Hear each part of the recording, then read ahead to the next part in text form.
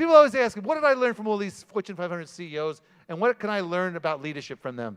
So I'm going to quickly give you some of the characteristics I learned from the CEOs. Number one was persistence and focus was number one amongst all the leaders that were successful.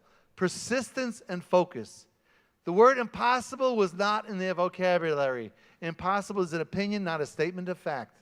The person who says something couldn't be done shouldn't go over to the person who's already doing it. Impossible. Wow. Next characteristic was they reward success and they also reward failure, but they punish sloppy execution. Failure is not a crime. Failing to learn from failure is the crime. The secret to failure is to fail fast, get on with it, and do something new. Obvious question, obvious answer. What car is considered to be the greatest failure of all times? Answer is Edsel. Everybody knows that, right?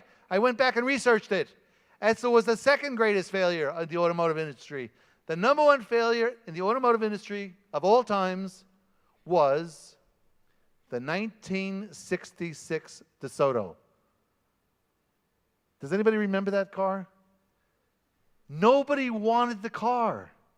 And Chrysler continued for the next 10 years to keep manufacturing the car over and over and over again. Nobody wanted it. Fail fast, get on with it.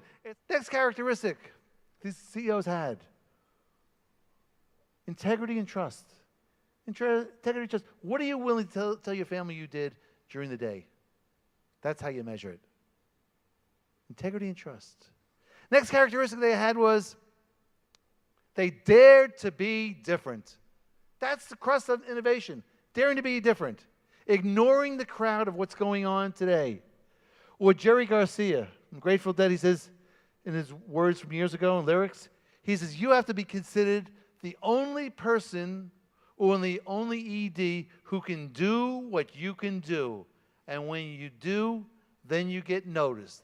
Then you get remembered. And then people continue to come back to your ED. Daring to be different.